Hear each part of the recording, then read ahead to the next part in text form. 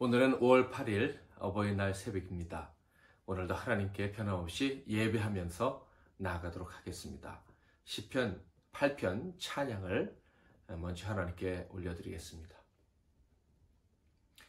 여호와 우리 주여, 주의 이름이 온 땅에 어찌 그리 아름다운지요, 어찌 그리 아름다운지요. 여호와 우리 주여, 주의 이름이 온 땅에 어찌 그리 아름다운지요, 어찌 그리 아름다운지요. 주의 손가락으로 지으신 주의 하늘과 주가 베풀어 두신 달과 별 내가 보니 사람이 무엇이건대 주께서 저를 생각하시며 인자가 무엇이건대 저를 권고하시나이까. 여호와 우리 주여, 주의 이름이 온 땅에 어찌 그리 아름다운지요,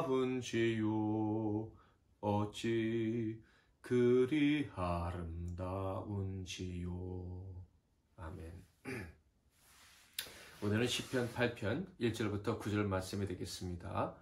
구약 성경 시편 8편 말씀을 제가 봉독해 드리겠습니다. 여호와 우리 주여, 주의 이름이 온 땅에 어찌 그리 아름다운지요, 주의 영광이 하늘을 덮었나이다. 주의 대적으로 말미암아 어린 아이들과 젖먹이들의 입으로 권능을 세우시며 이는 원수들과 보복자들을 잠잠하게 하려 하심이니이다. 주의 손가락으로 만드신 주의 하늘과 주께서 베풀어 두신 달과 별들을 내가 보오니 사람이 무엇이기에 주께서 그를 생각하시며 인자가 무엇이기에 주께서 그를 돌보시나이까. 그를 하나님보다 조금 못하게 하시고 영화와 존귀로관을 씌우셨나이다. 주의 손으로 만드신 것을 다스리게 하시고 만물을 그의 발 아래 두셨으니 곧 모든 소와 양과 들짐승이며 공중의 새와 바다의 물고기와 바닷길에 다니는 것이니이다. 여호와 우리 주여, 주의 이름이 온 땅에 어찌 그리 아름다운지요. 아멘. 오늘은 말로 표현할 수 없을 만큼 완벽한 작품, 말로 표현할 수 없을 만큼 완벽한 작품, 이런 제목으로 하나님 말씀을 상고하겠습니다. 오늘은 시편에서 가장 처음 등장하는 찬송시를 살펴보게 됩니다. 전 개인적으로 가장 위대하고 아름다운 찬송시 중에 단연으뜸이 이 시편 8편이 아닐까 하는 생각을 해봅니다. 그 방대함이 어마어마하고요. 그리고 그 마음의 벅참을 표현한 것이 얼마나 참 함축적으로 잘 되어 있는지 이 시를 읽으면 읽을수록 제 마음이 벅차오르는 것을 느낍니다. 먼저 1절을 볼까요? 여호와 우리 주여, 주의 이름이 온 땅에 어찌 그리 아름다운지요, 주의 영광이 하늘을 덮었나이다. 주의 이름, 주의 영광을 이야기하고 있습니다. 주의 이름의 아름다움이 온 땅에 가득하고 주의 영광은 하늘에 가득하다라고 노래하고 있습니다. 이 말은 한마디로 말해서 하나님이 온 땅에 가득하시다, 이런 뜻이에요. 그런데 그게 너무 좋다는 거예요. 어디에나 계신 하나님, 어디에나 계신 하나님이 너무 아름다우셔서 너무 좋다는 거예요. 여러분, 하나님이 어디에나 계신 것을 알 수 있고, 그때 그 하나님이 계신 곳마다 아름답구나 하는 것을 깨닫는 복이 있기를 축복합니다. 영광이 하늘을 덮었다. 이 말은요, 하나님이 행하신 일이 너무 대단해서 칭찬하려고 하면 끝이 없다. 이런 뜻이에요. 세상에 사람은 칭찬하다 보면 끝이 있는데 하나님에 대한 칭찬은 끝이 있을 수 없다. 이런 얘기예요. 그러니까 하나님이 하신 모든 일이 온 땅에 가득하고 그것을 칭찬하려고 하면 하늘 끝까지 또 부족하다. 그래서 그것이 어떻게 표현할 수 없어서 그냥 아름답다라고 밖에 할 수 없다. 어떻게 이럴 수가 있는가 하며 놀라고 있는 거죠. 하나님은요, 세상에 그 누구와도 비교할 수 없을 정도로 아름다운 일을 행하신 분입니다. 그것을 다윗은 지금 노래하고 있는 거예요. 자, 비교할 수 없을 정도로 아름다우신 하나님의 행적을 또 이렇게 멋지게 표현하고 있습니다. 2절을 볼까요? 주의 대적으로 말미암아 어린 아이들과 젖먹이들의 입으로 권능을 세우시며 이는 원수들과 보복자들을 잠잠하게 하려 하심이니이다. 원수들과 보복자들이 잠잠하게 됐다. 입을 꾹 다물었다. 이런 뜻입니다. 이런 얘기예요. 왜 이런 일이 벌어집니까? 원수들과 보복자들이란 말은 악한 자들을 상징하는 것입니다. 그 사람들은요, 무슨 일을 행하든지 그것이 자기의 영광이 되게 하려 합니다. 심지어 악을 행하고 거짓을 행하면서도 영광을 자기가 받으려고 하는 거예요. 때로는 그 지금까지 악함, 마음의 악함을 감추기 위해서 위선적인 행동을 통해서 또 영광을 받으려 하기도 하죠. 사람들의 칭찬을 독차지하고 싶은 마음이 있는 거예요. 자, 그런데 그 사람들이 칭찬을 받으려고 하는 순간 어떤 일이 벌어졌습니까? 아이들이 하나님을 찬양했다. 이런 얘기예요. 만약에 로마 황제가 나왔는데 많은 사람들이 자기를 찬양할 줄 알았는데 갑자기 아이들이 몰려오면서 뭐 뽀로로를 찬양했다. 이러면 임금 입장에서 얼마나 무색하겠습니까? 아이들은 어떻게 할 수 없고 뭐 뽀로로를 혼내든지 뭐 그럴지도 모르겠죠. 뭐 로마 황제면 아이들을 뭐 해할 수 있을지도 모르겠지만 어쨌든 이 세상의 약한 자들이 자기가 영광을 취하려고 하는데 순수하고 아름다운 아이들이 진짜 아름다운 것을 보고 거기에 취해서 노래하는데 그 아름다움이 누구냐면 하나님과 하나님이 행하신 일이라는 거예요. 악인들은요, 자기를 찬양하지 않는 자에게 복수하기도 합니다. 김일성, 김정은, 김정일 뭐 이런 사람들 보면 알 수 있죠. 그런데 아이들이, 권력자들도 어쩔 수 없는 아이들이 찬양할 때는 정말 멋스게질 수밖에 없는 거예요. 얼마나 멋진 표현입니까? 하나님의 아름다움을 아는 사람은 이 세상의 어떤 것보다도 더 아름다운 것이 하나님의 업적이라는 것을 고백할 수밖에 없는 거예요. 아무리 세상에서 큰 업적을 세운 사람이라 할지라도 하나님의 아름다움을 안다면, 조금이라도 안다면 자기를 내세울 수가 없는 거죠. 자기를 자랑할 수가 없다는 말씀입니다. 그렇다면 하나님의 아름다우심이란 어떤 것입니까? 3절을 볼까요? 주의 손가락으로 만드신 주의 하늘과 주께서 베풀어 두신 달과 별들을 내가 보오니. 하나님께서 천지 만물을 만드셨다. 이렇게 이야기하고 있습니다. 하늘과 달과 별, 생각만 해도 너무 아름답지 않습니까? 그게 하나님이 하신 일이에요. 그런데 다윗은요, 그것만으로 하나님의 아름다움을 다 표현할 수 없다고 말하고 있습니다. 하나님이 정말 아름다우신 이유를 그는 4절부터 8절에서 이야기하고 있습니다. 사람이 무엇이기에 주께서 그를 생각하시며 인자가 무엇이기에 주께서 그를 돌보시나이까. 그를 하나님보다 조금 못하게 하시고 영화와 중기로 관을 씌우셨나이다. 주의 손으로 만드신 것을 다스리게 하시고 만물을 그의 아래 두셨으니 곧 모든 소와 양과 들짐승이며 공중의 새와 바다의 물고기와 바닷길에 다니는 것이니이다. 이 세상 모든 아름다운 것들을 만드셨는데 바로 사람을 위해서 만드셨다는 거예요. 그 아름다움 속에 사람이 살게 하시려고, 하나님의 아들, 딸이 살게 하시려고 그 일을 하셨다는 거예요.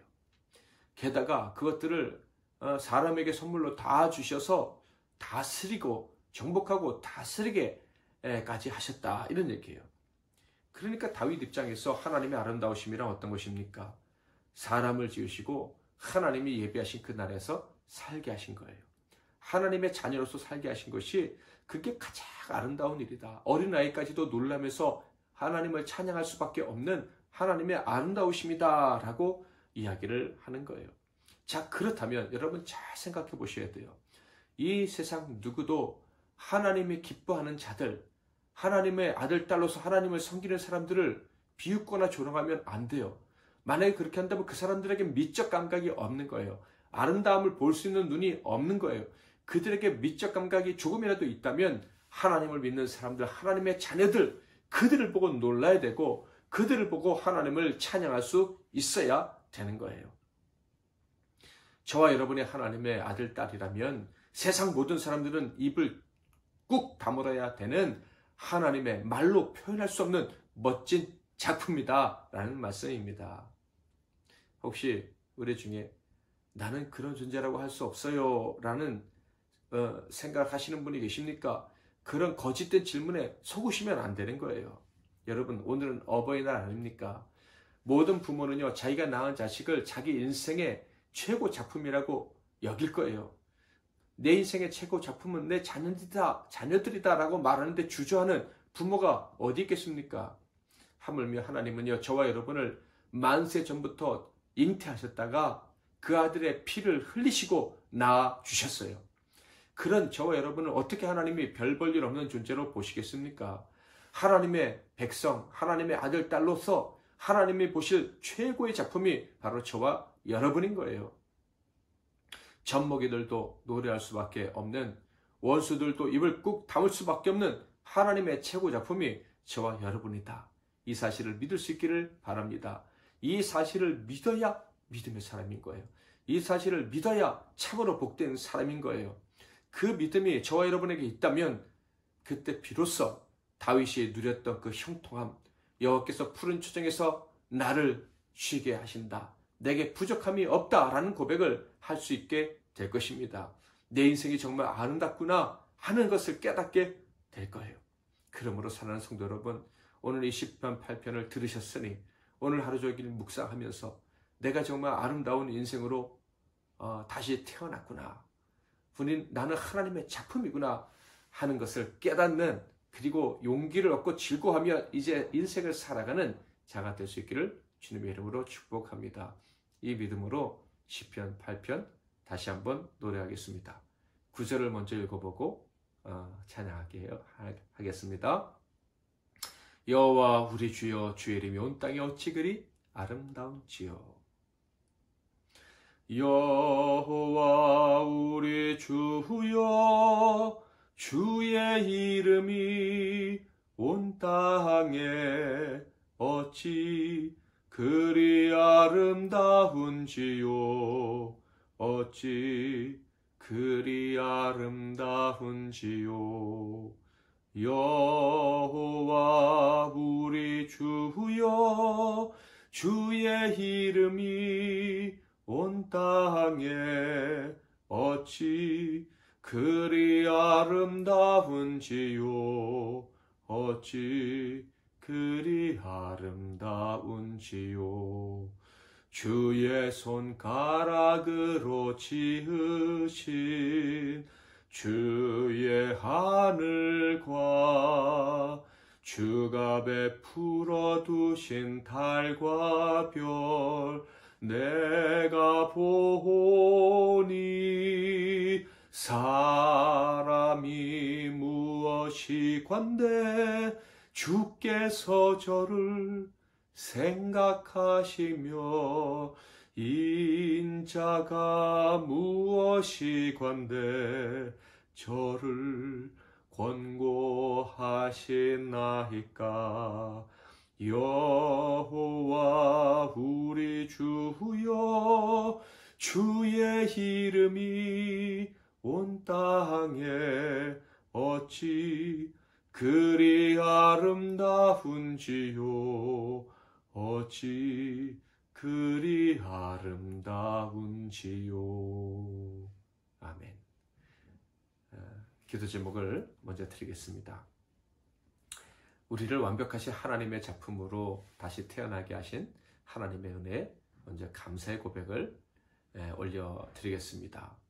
두 번째, 우리를 낳아주시고 우리를 세상에 그 무엇보다 귀하게 여기시는 우리의 부모님을 위해서, 그리고 또 그 사랑을 알아야 될 우리의 자녀들을 위해서도 기도하겠습니다.